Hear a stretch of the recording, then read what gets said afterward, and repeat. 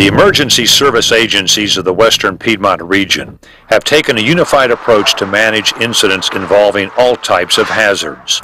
The dangers related to these hazards are being met with an amazing combination of resources and an uncommon degree of cooperation because of the creation of the Western Piedmont Regional Emergency Management Task Force.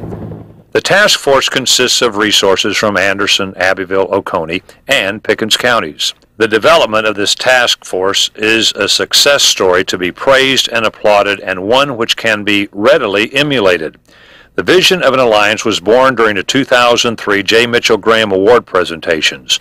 Emergency managers recognized that the once competing counties' strengths and assets could be used to enhance everyone's effectiveness. Full implementation of responder teams and equipment acquisitions during the 2005-2006 year have solidified the four-county alliance into a response system that can be activated in an instant. Support and leadership from the county councils, administrators, and directors paved the way for this success.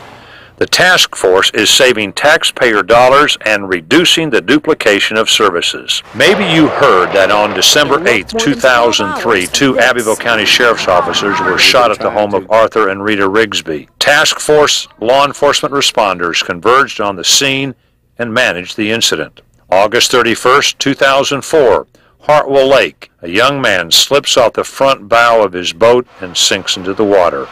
Task force responders are dispatched to the scene. November 9, 2004, an 18-wheeler carrying hazardous materials runs over the rail of the I-85 bridge at the South Carolina-Georgia line.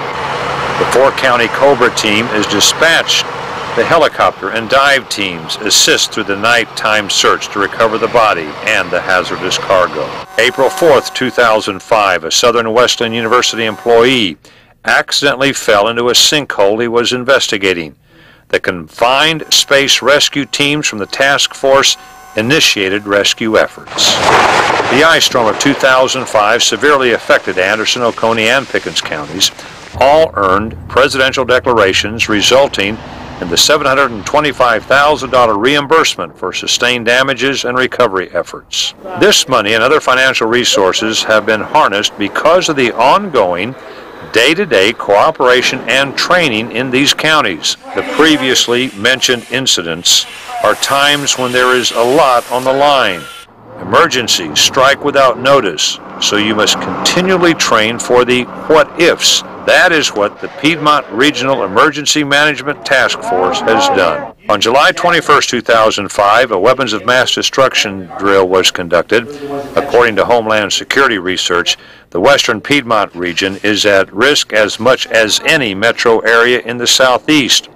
Upstate South Carolina targets are numerous, attractive, and vulnerable. 2 drills are conducted annually to prepare local responders to build cooperation to prepare for such incidents. The formation and implementation of the Western Piedmont Regional Emergency Management Task Force has not always been easy. Statewide mutual aid agreements are common, but are rarely utilized except for large-scale incidents. These 4 counties were able to bypass common territorial issues and stand ready to support one another. The most critical obstacle in initiating the task force was the lack of reliable communications. Grant funds provided for the 800 megahertz system, putting everyone on the same frequency. In part, we were able to overcome these obstacles with assistance from our neighboring counties and nearly $3 million in Homeland Security grants. The investments that we made in one another have led to investments from others. We've gained credibility as a task force in our region, in our state, and in our nation. The concept for this task force was a shared vision coordinated by the 4 emergency managers. However, it would not have been possible without the leadership and support of our county councils. While this project has been a success, we know that we cannot become complacent. No matter what happens next, the task force is determined to be ready.